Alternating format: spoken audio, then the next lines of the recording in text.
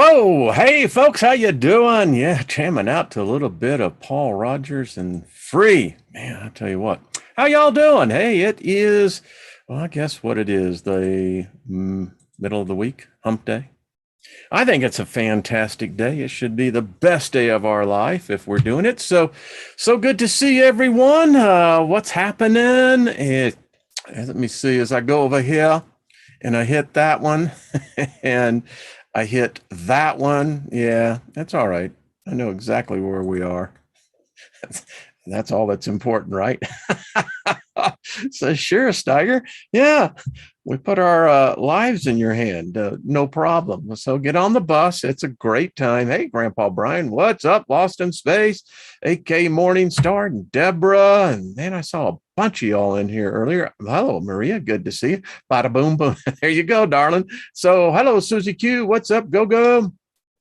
I think I saw, who else did I see? Scotty Boy was in here. And well, hey, Shannon, what's up? So, favor, that's all I got to say. That sums it up. The best of what this realm, this life has to offer, right? Man, it's there for you. Just pick it and it's like I don't know, when you have something that you really desire and your mouth is watering, you don't even have it in front of you. That's when it gets real. So, Scotty boy, what's happening up in your world? Hey, Julie, what's good? How you doing, dear? Good to see you. Walk, I like that. From Houston. Well, good to see you, sir. I grew up there, at least for a while. Y'all know the story. Yeah. Montrose area. Loved it. Posey, what's up? Good to see you. And is that Frogsy? How you doing? Good to see you as well. Hello, Teresa Ann. And want to give a shout out to Chris in Greece. Yeah. Welcome, my friend. Good to have you here. Love the energy. Paul Joe, what's up? Good to see you, Truth Seeker. Hey, Jules. Hello, darling. What's up? And I'm sure Heidi will be coming in and Lauren and all the rest of you. Hey, DC, good to see you, brother. Good to see you. It is a fabulous day. So what else is happening? So much going on. Have you ever had a tarot reading, right? It's not actually was for you. It's like this was kind of like into the collective, but out of 100 things that could have been, you happen to stumble on this one. And as you're watching, you're going, okay.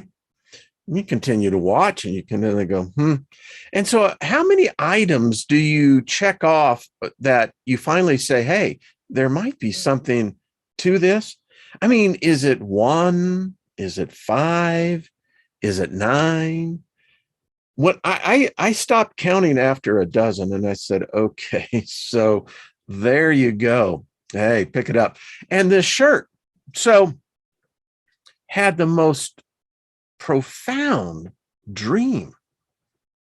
I don't even know if it was a dream. You ever had those experiences? And it's like a little snippet, little vignette. But you're left going, what? So I dreamt I had this shirt right here, which is so odd. And there was this individual, male, and it was bizarre, and was asking me some questions, then started telling me, anyway, yeah, there are some profound good things that are upon us, and I can say for individually, me, myself, and Irene, hey, Courtney Mack, what's up? So yeah, hey, Bonnie, good to see you, dear. Wow. And it was so profound. I mean, it was like, because I haven't worn this shirt in a long time. This is the 4th pinnacle of Jupiter, which is right up there. Yeah, right up there. I'll tune it up for everybody, as you can see. There you go. And that is what this is. And if you don't know what the 4th pinnacle of Jupiter Check it out. Powerful stuff. Hey, Robert V, good to see you, my friend. So how many of you are still practicing? Yeah. Life is more expansive than, oh, there's a face. Hi, y'all. I just saw that. That was pretty cool. So we're going to be talking about this dude, this dude. Hey, Isby, what's up? Yeah. So we're in some interesting times, right? And to kick this off, I'd like to present the group. And this is what we meet for. It's a forum. It's an opportunity to discuss, to, look at things from a different perspective. Hey, Regina, good to see you. How you doing? So, I don't even know what dude. I don't know what dude is there. I'm looking at this. So allow me the opportunity to set the tone for our little get together. All right. Hear me out. So the hypothesis is this. We have been here before, but we have no memory of it. We are doomed. We are going to go as a species. We're heading for extinction. And there's a reason for it. So no memories will be allowed going forward. And I'd like to set the foundation in the chat room as a talking, but for those also who are listening and on the replay, without your memories, do you exist? How do you identify yourself if you have no memories? Do you even have consciousness? Can consciousness exist without memories? I bring forth for discussion that this extinction event is the only solution. And I'm going to show with multiple sources that validates this. We're heading for extinction no matter what. I don't think it can be avoidable. In fact, I think we've been down this road so many times, it's frightening. As I said, this is not new to humans. We have, in one form or another, endured this for eternity. The construct of time, as we know it, is broken, and time in itself cannot really be defined. There's so many variables in time. What is the general perception is that time consistently moves forward. But that's only a one-dimensional perspective. I believe that there have been some really smart, intelligent beings way above us. I mean, we're not even in the same solar system. I don't know what happened, but there is enough evidence, at least circumstantial. And most murder cases are all circumstantial cases. But anyway, the evidence would say that it can't be fixed. All attempts to fix time have failed. We've had enough incidences here, enough guests on. There's enough out there that shows that we're jumping dimensions. Time is fractional, and we are definitely riding many different fractals. What is about to happen to us, in which there is going to be a lot of death, rich, poor, doesn't matter. No one is going to survive this. No one. What is about to happen, there will be no memory of it. There will be no record of it ever taken place. No matter how many future uses arrive at this point again, you can't say that there's really a sense of future, because even the most profound philosophers, thinkers, if this is in fact what eternity is, then this says time as a linear construct is false, is an illusion. Whatever is about to happen to us as a species, there will be no records of it. They may find it like we have found in places in China, in Russia, of what could only be construed as potentially looks like a nuclear reactor, but they found it thousands and thousands of feet underneath the ground. No human will remember. If you look at right now how history is being rewritten, even in the area of identity of the sexes of the species is now blurred. And if it continues to propagate forward, what was only a couple of hundred years ago known as factual history will be nothing more than a lost memory. As I said, this has and will happen as it has for eternity. We're in eternity. Eternity ain't going to happen. It's already here. We're in it, which makes it frightening, because if this is what eternity holds, well, it's not good. Quoting the famous line in the movie Tombstone, Doc Holliday to Johnny Ringo. Johnny Ringo, you look like someone just walked over your grave. Yeah, it's you. You've walked on your own grave. You've dug your own grave. You've been through this before. We all have. Yeah, but you can argue whatever you want, doesn't matter. You cannot testify to your memories. Because once you're dead and gone, no one else here is going to remember them. Ooh, heavy, heavy stuff, Steiger. There is no thing known as time. We use it as basically kind of a buoy, a marker. It's the only way we find to make sense of all this.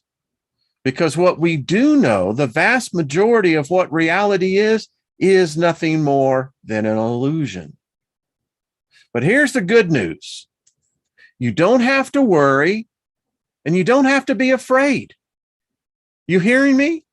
Don't worry about this and don't be afraid of it. Because here's the good news, darling. You're not going to remember any of this happening. Fact. Yeah, I know. People are saying, man, well, that was pretty heavy. Yeah, I know. Give me 1 second. And argue with me all you would like. It's still going to end to the same code. Listen, even if we're in a toroidal, right? It says that time's an illusion. Time does not move forward. It appears that time merely loops itself. Now, having said that, what else do I have to back this up? All right, so ride with me a little bit on this one.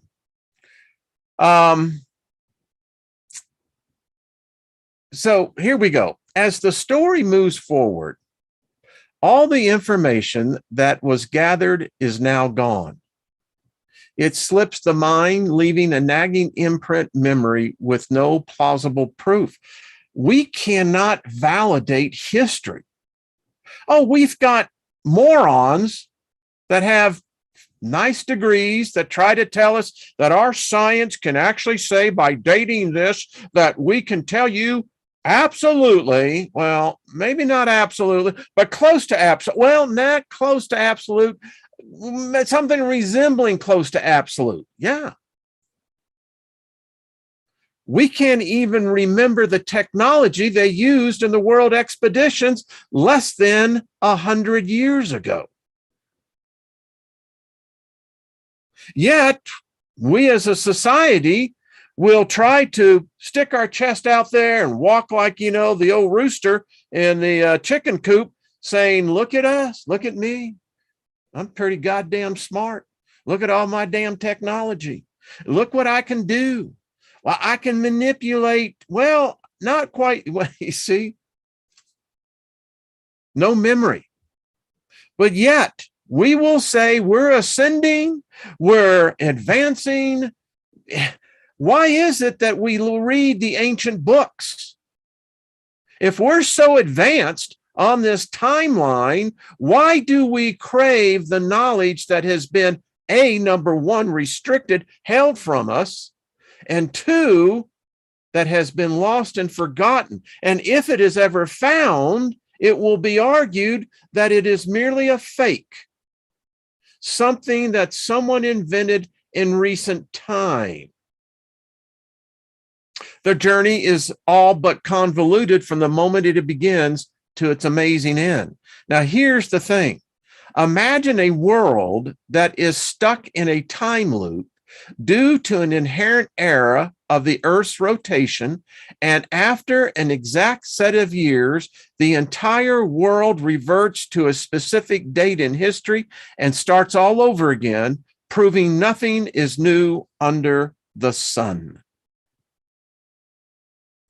I'm going to stop there because I have another one to bring, but I just want to bring that one out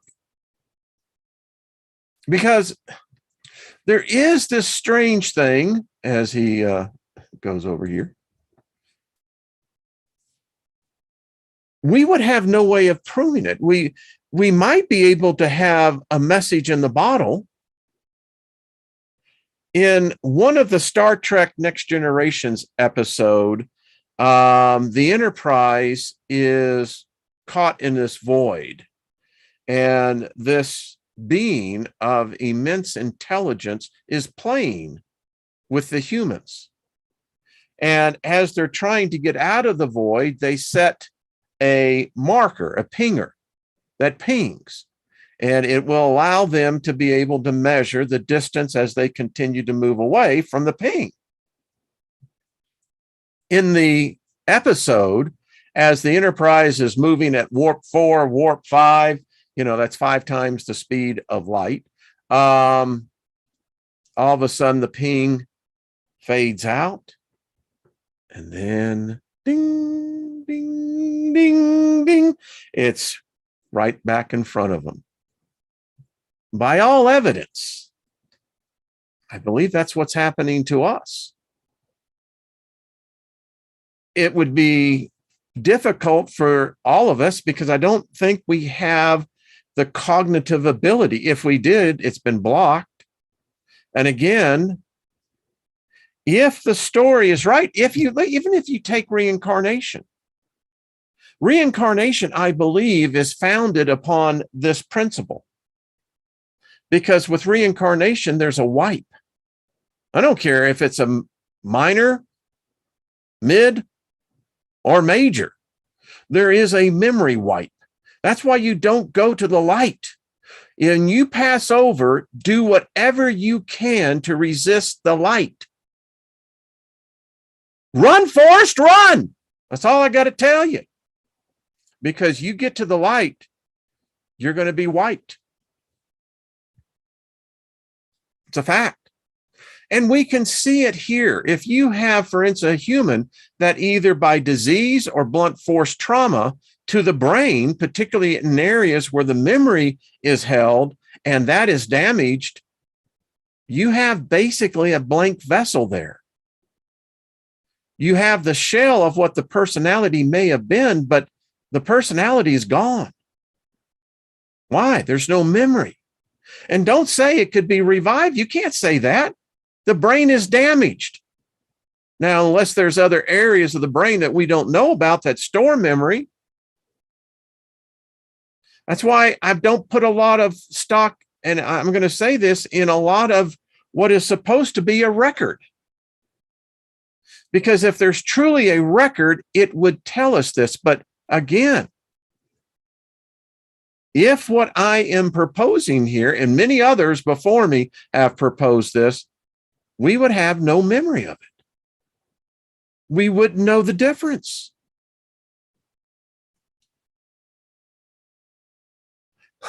Lord says, I'm a running. Thank you, darling. Hello, darkness, my old friend. Ain't that the truth, Charlotte? Yeah. But the point is valid, though. I have no way to prove that any of my memories are what they are. And when I pass over, well, I have this, but this will be wiped out.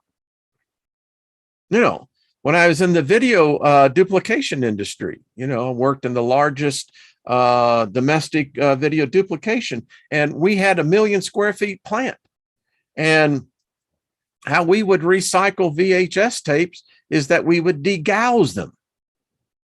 You put them through a magnet, an electromagnetic field, wipes all the content right off that magnetic tape.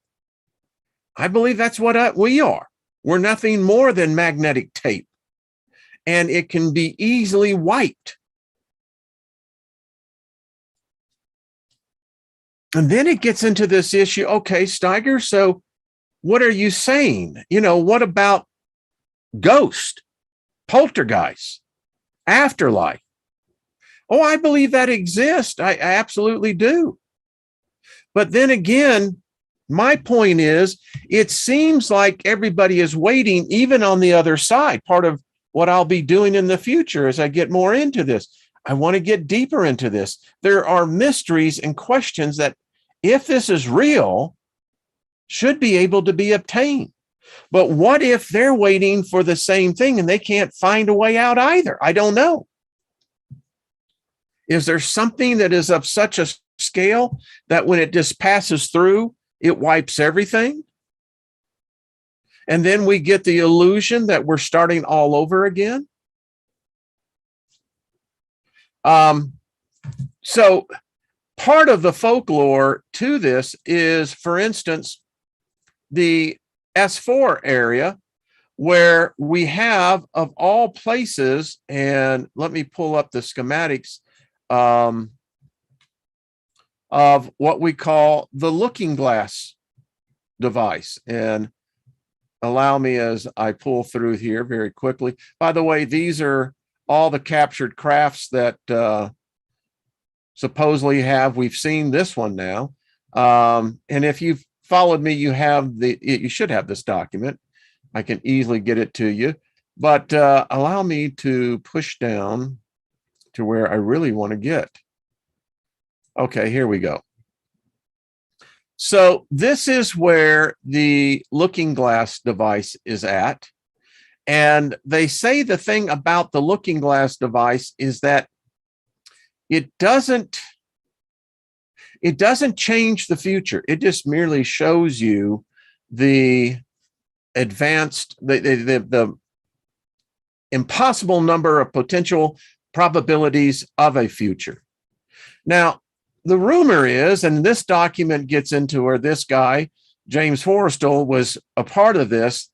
They don't know if it was us. They don't know if it was off-worlders, but somehow or another, things got screwed up. This device. And the word is that there have been many, many attempts to correct it. Now, I don't know if they have, if any of this is true. It definitely makes for a great narrative, and it provides a possibility of what could be what happened. We know something happened. So let's continue. In the book, in this one, the timelines of the world, we have a piece of history that could actually be 100% authentic, actual history. But because it does not jive with the current narrative, then it's considered to be pseudo. And no one takes it seriously. I wonder, because in here, this is where in 1778, George Washington has his mystical vision of the future of the United States while at Valley Forge. Now, if in fact we are now in that third part of his vision, we're about to get our ass kicked. Big time. Or so the story goes. Now, depending on what source, let's see, we're going to be attacked from this side and we're going to be attacked from that side. I don't know. But I thought it was interesting, again, as we go through and we look at these little snippets of how did history start, we find that, well, either there's a lot of new stuff, and I say stuff lightheartedly, knowledge, technology, wisdom, I could go on, that has been well known in one form or another by certain humans, or maybe certain, I don't know, sovereigns. I don't know. And obviously they don't trust us.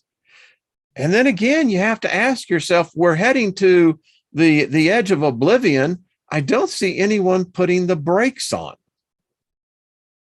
Even though we talk about it, we're powerful enough, I believe we can do it. But what if we've done this before? What if you and I have been in this exact same place, this exact same moment, having this exact same conversation? How would we know? Let's see, this is some interesting things. President Hansen commissions the Eye of the Pyramid, the Great Seal. And we look at our government here in the United States. You know, I've done a number of shows that shows you we live under an illusion, a spell. We can watch Congress on the House floor, but yet you see this all the time. Go to C-SPAN. But what you won't connect in your head is that you're looking at a temple. You're looking at something very powerful. The way it was built, the things, the protocol, what is observed, strict protocol, strict. They don't screw around with that God. That God will kill you. It's merciless. But you won't believe it. No, Wayne, that's just all a bunch of, that conspiracy theory stuff. But I got to tell you, I like the blue dress. But anyway, so then we get into this part of history that, well, and by the way, this is one of the best books.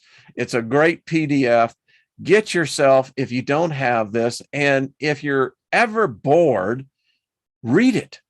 Go by the dates. You will be surprised at, well, there seems to be a different history here. I mean, look at what they're teaching in school today. It's not the history that I apparently lived through. What's being taught today as history is foreign to me. I lived it, but it wasn't that history. Now, that's where it becomes paradoxical when you get at a certain age where their bullshit no longer impacts you. And particularly if you've elevated yourself in a certain spiritual consciousness manner, you become immune to it to a great degree because the scales start falling off. And as I said, I can read a history here. I can see these men's, the women's names. I can look them up. I can find out that they actually did live, that these are actual people. John Adams. What about this cat? A lot. John Adams, who had been instrumental in organizing the Masonic lodges in New England, decided to oppose Thomas Jefferson in his bid for the presidency. He made a major issue of the fact that Jefferson, who had been minister to France in 1785, 1789, and was frankly sympathetic to the Illuminous fomented reign of terror using Masonic lodges for subversive purposes. Well, what Adams is calling Jefferson is a traitor. I did not know there was that type of bitterment between the two. Thought these were all guys that kind of really loved each other, you know, giving high fives. Anyway, so when I read this history, you're left to go, well, okay, what do we do with it? And the thing that's so interesting is that within this history, there's a long history of unidentified aerial phenomenon, vehicles, dudes, dudettes, gods, goddesses, I don't know, call them whatever you want, but they come down in spaceships. Ain't none of them come down just in a full body, at least none recorded. So what do we do with that? Well, we look at this and we go, okay, this ties into what I was talking about already. Cataclysms. Now, this was during the Holocene period. Wasn't that far along back ago. And the thing about it is, something came and kicked our ass. The most interesting thing, if you get into eschatology with, you know, for instance, Old Testament mythology, it's right there. I mean, the earth was hit by an asteroid or something. It's in Genesis 2:1. Read it. It's right there. Oh, I ain't going to read that. Well, fine. Again, ignorance is a self-inflicted disease easily cured by knowledge. R. Wayne Steiger. But it's happened. Now, were there people here? I can't see why there wasn't. But getting back to the book of Genesis, whatever hit the planet burned it up, made it ash. Apparently wiped our ass out too. Now, you know, is this what Ngolbi Tepe was all about? They saw it coming, but wait a minute, that doesn't make sense because we've been able to date that about 12,000 years ago. Oh, if you're part of the suspicious observer community, you know that's the last time we got our ass kicked, besides the Noah event. So all of this kind of tells me that if we're so smart, why haven't we figured that out? And again, we can go through all of this. Is another great book if you happen to want it. It's not that large, and it talks about this simply it of how this cycle of cataclysm, destruction is constant. I read in a journal, a white paper, that if God existed, he's a dumbass, because no intelligent being would put a life form on this planet. This planet is unstable. But you see, our perception of time, it's like, well, hey, dude, man, I've lived here all my life and had a problem. But, you know, that's the problem. your perception of time is narrow. And if you're going to put a species on a planet to hope them that they evolve, and stop using the stupid excuse that, well, it's the devil. It's the devil that's causing this. It's Satan, man. You know, Satan wants to hold it. You know, come on, folks. That's the insanity that continues to destroy us. Because it's very obvious that if we're a species of any high degree of intelligence, we would realize that this catastrophe system goes around time and time again. And yet it kicks our ass and we start all over again. No memory. Because one of the things I happen to think that these cosmic ray, these events bring, is intense dosing of cosmic rays to this planet, which wipe us out. Our memories. It makes us go crazy. It's all here. I just wish I was that smart to make this up. But something has happened. You look at the pyramids in Giza. We can't do that today. And we only can guess of what these structures really did look like. They say that these structures at one time were completely covered with an alabaster type plaster of Paris that made them shine. You could see them as to where the curvature of the earth is, apparently. Abraham saw them that way. But what happened? If we had this technology, well, why don't I bring it up a little bit more current? The fact is, we don't have the technology that we possessed in the 60s that got us to the moon. NASA lost it. In the movie Space Cowboys, I thought that Clint Eastwood did a good job in how he wrote that in. We don't do it. These smart PhD engineers at NASA, they don't know crap. You try to tell them and show them something back in the 60s technology, it's over their head. They have no idea what you're talking about. So what's up with that? And then, which is really interesting, is how the UFO alien mind worm has been propagated by the religions themselves. All the religions, particularly the Abrahamic, and that includes the Judaism, Islam, and Christianity, are all UFO-based beliefs. God did not come down in solid form. God came down in a kivoth, a ship. You ain't going to read that, right? And the interesting thing is that we have a repeating theme in these thoughts. And it is the apocalypse, Armageddon, doomsday. And the thing is, it appears, and we've had modern day examples of that within the last 12,000 years, something causes us as a species to kill one another, to wipe us out. Perfectly sane people suddenly doing insane, unspeakable things. And that's not no bullshit. That has actually happened. Stories of evidences of communities where they all committed either suicide or basically genocide of themselves.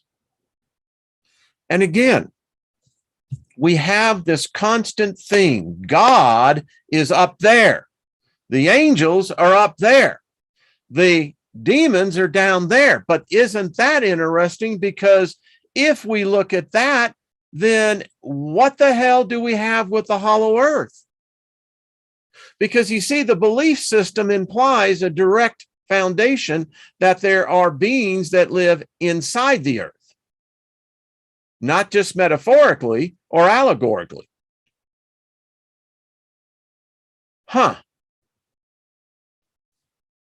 It's said that the advanced part of us, we're the dregs.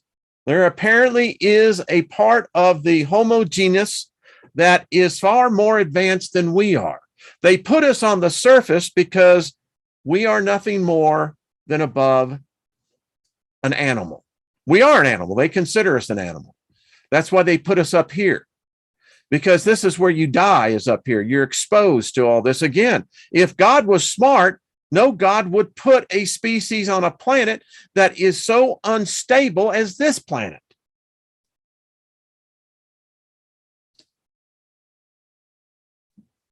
So I wonder if this is part of the cycle. I don't know. But if we go back here, and I just want to read just a little bit of Carol's paper here.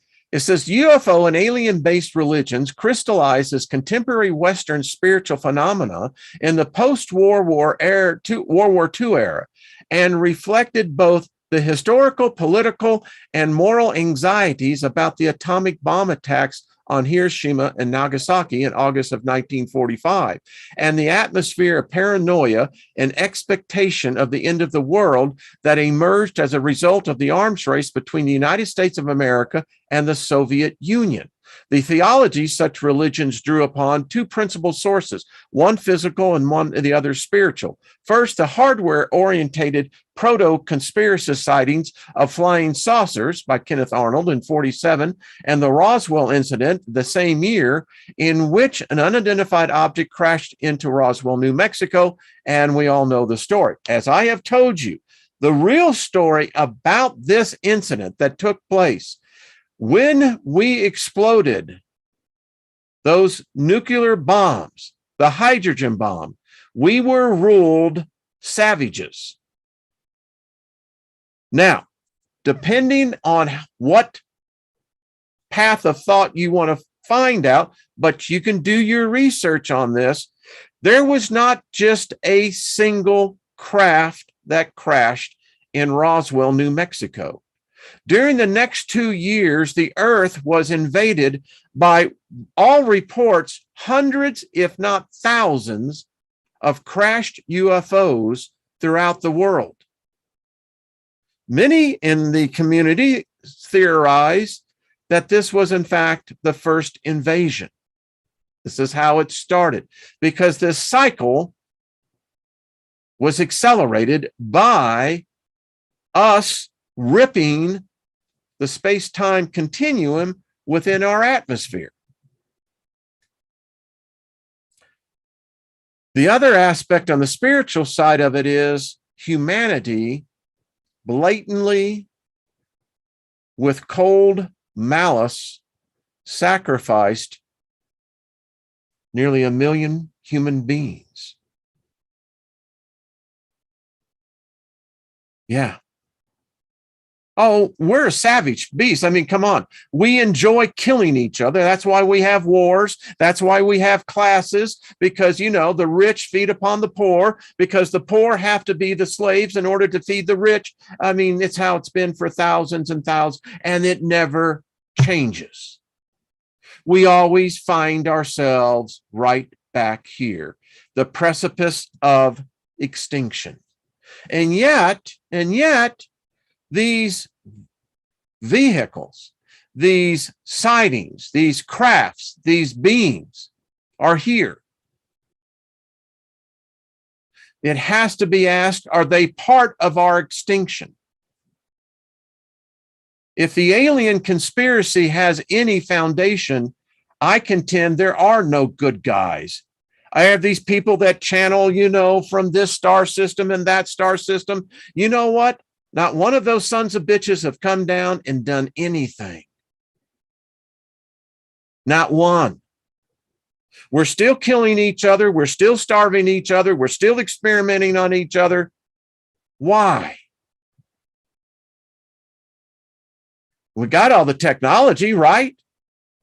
Sure we do.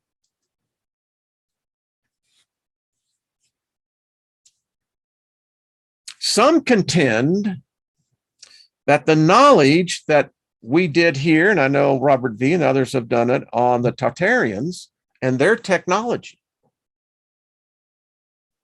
I mean, if we're so smart, Tesla, apparently Tesla's technology was not the story it's being told. If they powered these world expeditions with electricity that was not seen, they didn't have cables laid everywhere. They were projecting free electricity. How were they doing that?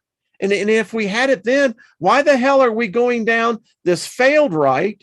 This is a road to destruction. The current technology for electric cars is insane. It's stupidity. Number one, those batteries are the most toxic things. And guess what? We can't recycle them. Well, and the fact that they're so heavy, they go through tires 3 times as quick as any fossil burning fuel car does. Oh, well, gee, now we got that problem. And you see how crazy we are? We think that by doing this, that we're somehow advancing. We're not advancing, we're retreating. You think an intelligent species would be deliberately setting up for the starvation of its species? Do you think an intelligent species would be planning World War III, already engaging in it? You got a country like China that is threatening nuclear action along with Russia. This is intelligence. This is the superior intellect. The Chinese supposedly have superiority in spirituality. Is this what the result of that is? Mass death of our species? And I contend again, if you look at this, as in this white paper, again, these are very short reads. There seems to be a connection to all of this. When you think about abductions, people all report that those who have experienced abductions, and here's the thing, you may have been abducted and never known about it because they apparently can wipe our memory. Apparently, there is the ability, depending how you look at it, you can wipe a certain person's memories. We know under hypnosis, things can be done where the memory is concerned.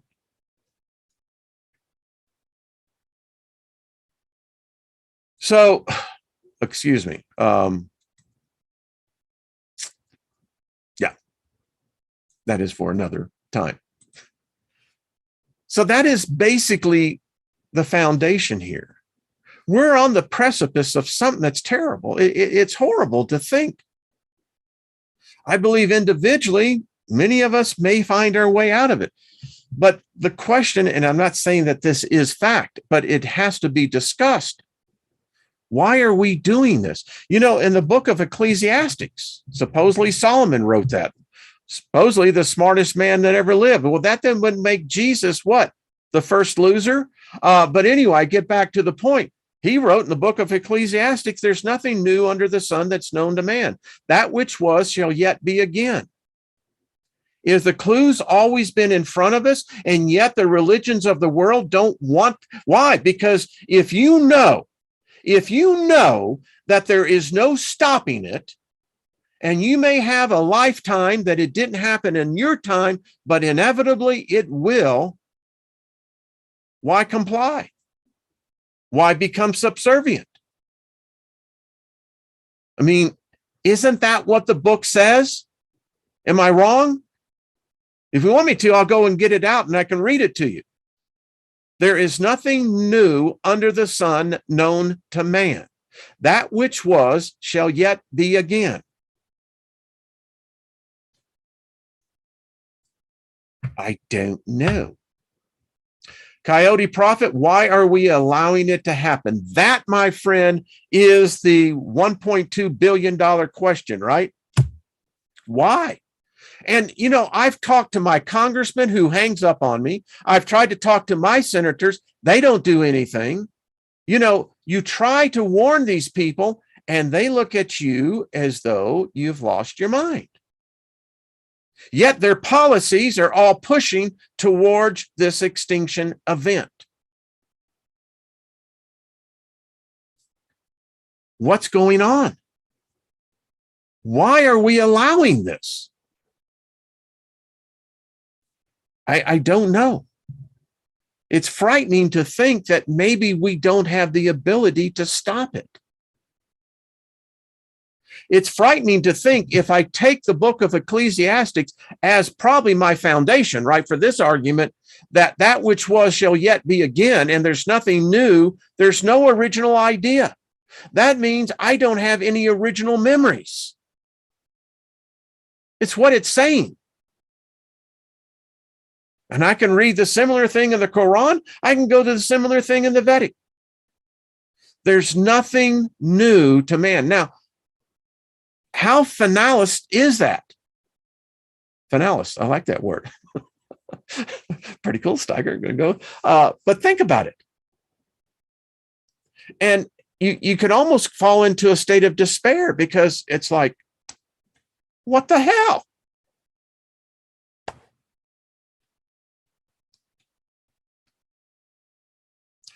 Courtney says, finding another dimension, and maybe that's what the Christos was trying to clue us in. Maybe that route of escape, Courtney, is inside. Because I have no desire to be resurrected. I got no desire to be reincarnated. I don't. At some point in time, you just get tired of this. I mean, if this is what this has to endure, and that I can't stop that, the only place to go is in the inside. Begin to find the unlimited dimensions, the portals that never stop. Now, I learned that at the age of 15 and 16. But it took me to get my ass whooped and kicked many times through life to realize that those very truths that I knew way back at the beginning, here near this point, now plays a major role. Woo! All right. And there is my thesis for it today. The hypothesis is, yikes, memory, no memory. I was meditating this morning thinking, how does one send oneself a message in a bottle? If we take the path that we are all higher selves, merely engaged in this chaos because it's fun. Chaos is fun. There's a certain exhilaration to chaos. Chaos brings life. It causes action. It's when you become placid, peaceful, zen, nothing happens, which is not a bad place to be either. But someone goes, well, really? So how would we send ourselves a message in the bottle? Could we send ourselves a warning? And I wonder, are we the warning? Are those, and listen, we're by the millions. This is not just me. This is not by a couple. There's millions of us that are seeing this. And we're growing all the time. So if we were that smart, and if we knew that this was a loop, ba-bum, ba-bum, bum-bum, what some of us gotten together and said, listen, we know that all of this is going to be wiped out. Our memories are going to be wiped out. The one Star Trek Next Generation had a very same episode like this. They were in this time loop, boom, every time. And they would forget, except Data had that small, and it was only like one digit. But could we send ourselves, is this our message in the bottle? I mean, that's a whole show right there. Are we that potential, that message in the bottle? Are we the ones that we sent ourselves into this time? That's the other question that hit me when I was meditating. I heard this distinct voice. Well, this is why you're here. Were we sent? Is this really our purpose? We came here as those message in the bottles? Hey, it's something to think about. I maybe I'm the epitome of optimism, but I trust that we're going to get ourselves out of this. I mean, maybe we can't. Maybe we've been right here before. I don't know. Okay, deep thoughts for a Wednesday, eh? Yeah. Hey, Mary Wins, how you doing? Hey, Rod, Lost at Dusk, how you doing? See, it's really interesting, isn't it? I was just reading Rod's comment that could we have placed in ourselves memories? I mean, all of us have experienced thoughts that where'd they come from? I mean, is that what we are? Or are we just merely the projection of something that time doesn't have any mastery over? I don't know. I like that thought because that brings it opens up a whole new door to unlimited probabilities and possibilities. I mean, some of it we've had to have wanted to get out of this. I mean, I can't believe that if our ancestors are us and we are them, the frustration. Gogo says maybe old pictures and signs from caves are messages for it. You know, they were saying something, weren't they? Because it certainly seems we always revert back to caves. What's up with that? I mean, can't we figure this out? I mean, we always end up back in caves. I don't know. Well, there you go. If the hypothesis has any potential foundation, the foundation within itself is frightening because, again, we know that our minds, let's just review. We know that our minds can be easily wiped. If reincarnation is a fact, then that is evidence of this wiping process. Who is doing the wiping and why? Why is it this need to regress us, to hold us down? Why is it that we have never been allowed to reach our full potential as to what we really are? And it seems to be deliberate. Yeah. Okay. Arkell says Wednesday's mind drainer. So, I mean, we're a smart group. Maybe we can work out with other groups and figure this thing out because we got to stop this. I mean, the alternative is billions and billions of souls being slain. And I don't want that type of sacrifice. I say it's time to stop the human sacrifice. No God has ever died and spilt one drop of blood. No God has ever come down and fought any of our battles.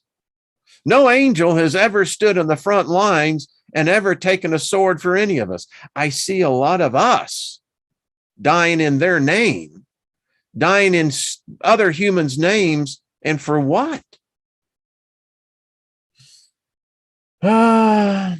Robert, I hope that's the case. Maybe there is a message we just haven't found. And I agree with you. You know, we can't stop. And that's why I love our channels that we all talk about. We discuss these things in depth. I mean, no memories allowed. That's frightening. I say it's time because I don't think that one's working.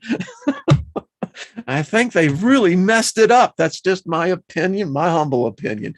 Red Herring Media Howdies. How many of us are just putting up with psychic vampires in life? It's interesting you talked about psychic vampires because that's what I'm going to be discussing about tomorrow. Yeah. I mean, now think about it. Are we victims to a highly intelligent vampiric species? It's probably an answer that would probably fit for what we're experiencing, this loop. I mean, isn't that the whole idea of vampirism, right? Think about it. We'll be discussing that tomorrow, and we'll really bite into it. Okay. All right. Off we go. Thank you all. Much love to all of you. Thank you for your energy, and thank you for hitting the like button. And I'm looking at the like button, and it says 88. So, you know, there we go. Is this, infinity loop just, unavoidable? I don't know. It's always about blood so that it could be the message. Yeah. And what did, the thing I always remember from my religion is that, and it's always been in me, the life is in the blood. Remember, Abel, he cried out, that's what Jehovah says Abel's blood cried out. Wow. What does that mean? Charlotte says 88 completion. Yeah, there we go. Now it's 98. So there we go. All right. Thank you all. You're beautiful people. Thank you for enriching my life. And I just speak favor over us all. Nothing missing, nothing broken. See y'all tomorrow. Thank you, Mary Winds. Thank all of y'all. And hey, enjoy it.